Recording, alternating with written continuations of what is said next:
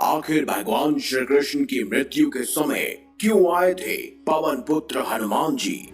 क्या वो सचमुच भगवान श्री कृष्ण की मृत्यु के समय वहां पर मौजूद थे? आगे बढ़ने से पहले हमारे चैनल को सब्सक्राइब अवश्य करें और बेल आइकन जरूर दबाएं। साथ ही कमेंट बॉक्स में जय श्री राम, जय श्री बजरंगबली अवश्य लिखिएगा। जब जब भगवान श्री राम का नाम लिया जाता है, उनके साथ सदैव हमेशा उनके महान भक्त हनुमान जी का नाम भी अवश्य लिया जाता है, जो स्वयं भगवान शिव के ही अवतार थे।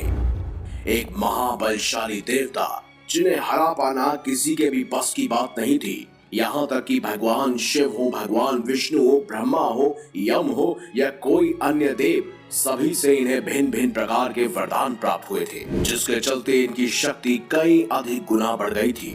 हम सब ये जानते हैं भगवान हनुमान जी आज भी चिरंजीवी हैं। वो त्रेता युग में स्वयं भगवान श्री राम के साथ भी थे और द्वापर युग में स्वयं भगवान श्री कृष्ण के साथ भी। महाभारत में एक नहीं बल्कि सैकड़ों बार हनुमान जी का जिक्र मिलता है। जहां एक बार स्वयं उन्होंने भीम का घमंड चकनाचूर किया, तो वहीं महाभारत के युद्ध में वो सर्वश्रेष्ठ धनुधारी अर्जुन के रथ के ध्वज पर विराजमान हुए। हम ये सब जानते हैं कि महाबली हनुमान जी ने कई प्रकार से द्वापर युग में अपनी उपस्थिति जाहिर की थी। वो प्रत्यक्ष रूप से भले ही पांडवों को एक या दो बार मिले हों, लेकिन वो अप्रत्यक्ष रूप से हमेशा उनके साथ ही थे। अब जिनके साथ स्वयं भगवान श्री कृष्ण खड़े हो, उनके पास आखिर भगवान हनुमान जी क्यों नहीं जाएंगे? क्योंकि भगवान श्री कृष्ण पहले श्री राम ही तो थे। वहीं द्वारका में भी कई बार भगवान हनुमान का जिक्र मिलता है, जहां स्वयं भगवान श्री कृष्ण ने उन्हें आमंत्रित किया था, वो भी सिर्फ और सिर्फ उनकी पत्नी सत्यभामा और सुदर्शन, गरुड़, साथ ही साथ बलराम जी का घमंड चकनाचूर करने के लिए। कहते हैं महाभारत के युद्ध के समय वो प्रत्यक्ष रूप से सबके सामने आए थे, जहां पर स्वयं भगवान श्री कृष्ण के कहने पर और अर्जुन की विनती करने पर ही वो स्वयं उनके शक्तिशाली रथ के ध्वजा में विराजमान हुए थे, जिससे अर्जुन की शक्ति और अधिक गुना बढ़ गई थी, क्योंकि उनका रथ किसी भी साधारण या दिव्य बाण से चकनाचूर नहीं हो सकता था। लेकिन महाभारत का युद्ध खत्म होने के पश्चात वो वापस अपने पुनः स्थान में चले गए थे, जहां वो सदैव भगवान श्री राम का जाप करते रहते थे। महाभारत का युद्ध अधर्म में धर्म के विजय का प्रतीक था, और जहां पर भगवान श्री कृष्ण ने कूटनीति और अपने तपोबल के कारण अधर्मियों का नाश कर दिया था और धरती से सभी अधर्मियों को मिटा दिया था, जिसके बाद उन्होंने अंत में अपना शरीर त्याग कर वैकुंठ धाम की तरफ प्रस्थान करने का निश्चय किया। और महाभारत खत्म होने के 36 वर्ष बाद स्वयं भगवान श्री कृष्ण ने अपना देह त्यागा।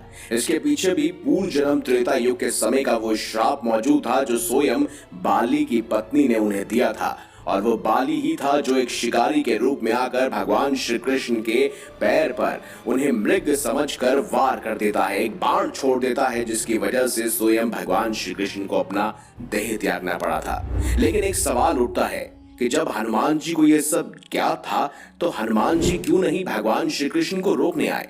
क्या हुआ जब स्वयं हनुमान जी को ये पता चला कि उनके आराध्य भगवान स्वयं इस धरती को छोड़ने वाले हैं और वैकुंठ धाम की तरफ प्रस्थान करने वाले हैं? क्या हनुमान जी उनसे मिलने आए थे? हम आपको इस बारे में विस्तार से बता दें कि हनुमान जी भली भांति जानते थे कि भगवान श्री कृष्ण कौन है, और इसके साथ ही हनुमान जी में भक्ति और साधना की शक्ति इतनी प्रबल थी कि वह सांसारिक मोह माया, दुख और सुख से भी परे थे। इसीलिए वो ये सब बात भली भांति जानते थे कि भगवान श्री कृष्ण किस प्रकार इस धरती पर आए हैं और किस प्रकार प्रयोजन पूर्ण कर वो इस धरती से जा रहे हैं। ऐसा ही संदर्भ हमें त्रेता युग में रामायण के दौरान भी मिलता है, जब स्वयं हनुमान जी के डर के कारण श्री राम को अपनी अंगूठी पाताल लोक में गिरानी पड़ी, क्योंकि वो जानते थे कि हनुमान जी उन्हें वैकुंठ धाम जाने ही नहीं देंगे। और जिसके बाद वासुकी नाग की सहायता से उन्हें श्री राम की हजारों अंगूठियों के बारे में पता चला। और इस विषय में हम एक पहले भी वीडियो बना चुके हैं, जिसका लिंक आपको डिस्क्रिप्शन में अवश्य मिल जाएगा, और साथ ही आई कार्ड में भी आपको वीडियो अवश्य दिख जाएगी।